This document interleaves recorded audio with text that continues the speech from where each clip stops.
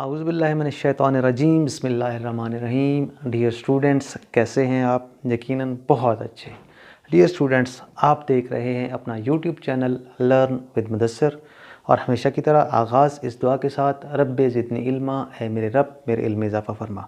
Dear students, वादे के मुताबिक 9th क्लास की फ़िज़िक्स के साथ साथ हमने 10th क्लास की फ़िज़िक्स का भी आगाज़ कर दिया है और आज हम जो क्लास 10th की फ़िज़िक्स है इसका यूनिट नंबर 1, जिसका नाम आप अपनी स्क्रीन पे सामने देख सकते हैं, simple harmonic motion and waves, ये आज हम स्टार्ट करने लगे हैं और इसका न्यूमेरिकल नंबर 10.1 यानी पहला न्यूमेरिकल आज हम सॉल्व करेंगे।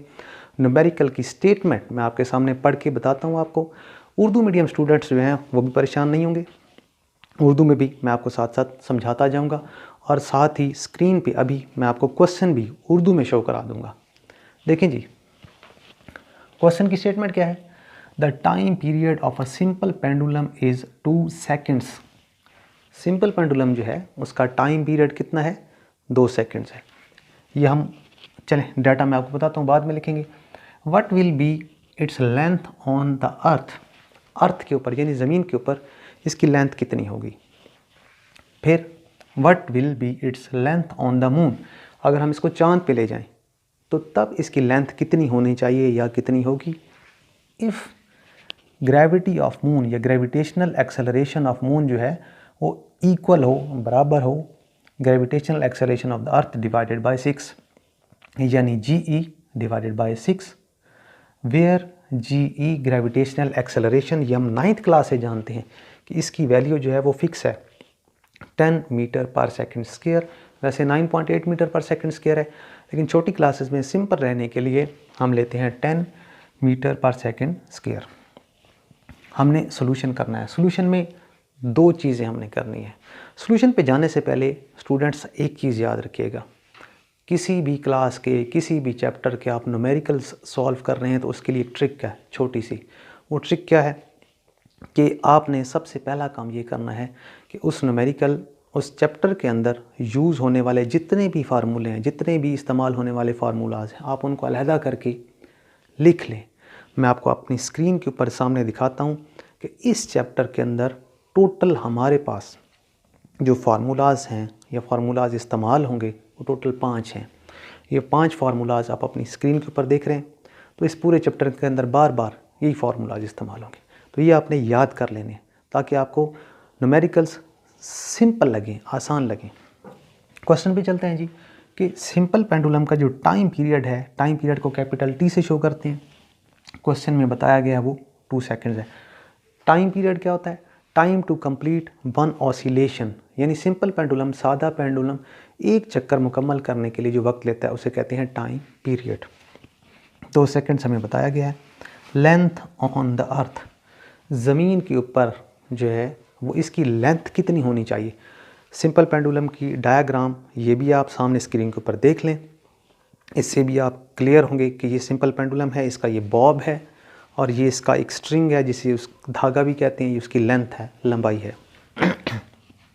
हमने उसकी लेंथ मालूम करनी है अर्थ के ऊपर।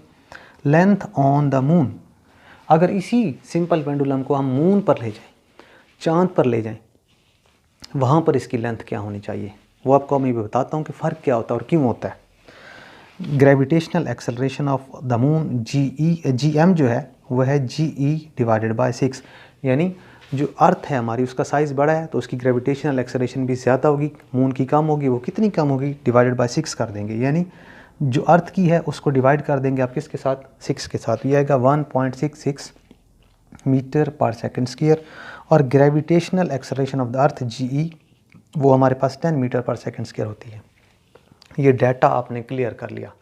डाटा क्लियर करने के बाद सबसे पहली चीज़ जो आपको अभी भी मैंने बताई थी कि डाटा जब आपके सामने होगा आप उसको क्वेश्चन में से निकाल चुके होंगे, तो आपने सोचना है फार्मूला। उस डाटा के मुताबिक आपके जहन में फार्मूला आना चाहिए। अब सादा पेंडुलम, सिंपल पेंडुलम का टाइम पीरियड, इसका अपना फार्मूला है। जनरली हम लिखते हैं T is equal to 2 pi under root यानी स्क्वायर रूट या जज़र उर्दू वाले स्टूडेंट्स बोलते हैं L/G, लेकिन क्योंकि हम पहले अर्थ के लिए इसको सॉल्व कर रहे हैं, ज़मीन के लिए, तो हम L के साथ छोटा सा E लगा देंगे और जी के साथ भी क्या लगा देंगे, ई। तो ये सिंपल पेंडुलम, सादा पेंडुलम के टाइम पीरियड का फॉर्मूला है, ये आपने ज़ुबानी भी याद रखना है। अब क्या करना है, हमें चाहिए यहाँ से ये लेंथ। अब ये देखिए ये लेंथ जो है उसके रूट के अंदर है, इसके अंदर बाउंड है, बंद है, इसको हमने बाहर निकालना है। ये याद रखिएगा कि जो भी चीज़ मालूम करनी होती है आपने उसको बिल्कुल सेपरेट करना होता है, अलग करना होता है। जो वैल्यू मालूम करनी है तो इसको अलग करना है, इसके साथ 2π भी है, GE भी है, इनको अलग कर कैसे करेंगे। पहला काम हम ये करेंगे, दोनों तरफ स्क्वायर कर लेंगे, दोनों तरफ मुरब्बा लेंगे, इस तरफ भी और इस तरफ भी, यानी लेफ्ट हैंड साइड पे भी और राइट हैंड साइड पे भी। हमने जब इसका स्क्वायर लिया, मुरब्बा लिया, तो टी का स्क्वायर होगा, यानी टी का मुरब्बा हो गया। अब जो स्क्वायर होगा क्या होगा, इस 2 का होगा तो इसको 4 कर देगा, यानी 2 का स्क्वायर होगा तो 2 × 2 4 हो जाएगा। पाई का स्क्वायर होगा तो पाई स्क्वायर हो जाएगा। और वो जो स्क्वायर होगा इस स्क्वायर रूट को कटवा देगा, ये आप मैथमेटिक्स में जानते हैं। तो स्क्वायर रूट ख़त्म हो जाएगा, जज़र ख़त्म हो जाएगा, तो हमारे पास आएगा यहाँ से LE/G, यानी स्क्वायर रूट ख़त्म हो चुका है। अब देखें स्टूडेंट्स, हमें मालूम करना है LE, इसके साथ ये मल्टीप्लाई हो रहा है और ये डिवाइड हो रहा है, यानी ज़रब हो रहा है, तकसीम हो रहा है। हमने इसको अलग करना है, अलहदा करना है। हम क्या करेंगे, जो चीज़ इस साइड पे मल्टीप्लाई हो रही है दूसरी साइड पे जाके टी स्क्वायर के साथ डिवाइड हो रही है, उधर जाके मल्टीप्लाई हो जाएगी, और जो चीज़ मल्टीप्लाई हो रही थी वो जाके डिवाइड हो जाएगी। तो देखिए हमारा जो LE है, लेंथ ऑन द अर्थ, ज़मीन के ऊपर लंबाई, वो अलहदा हो गई। अब हमने जस्ट वैल्यूज़ पुट करनी है। वैल्यूज़ कैसे पुट करेंगे, देखिए जी, LE बराबर है = टी स्क्वायर। टी हमारे पास क्वेश्चन में है 2, तो 2 का स्क्वायर यानी 2 का मुरब्बा।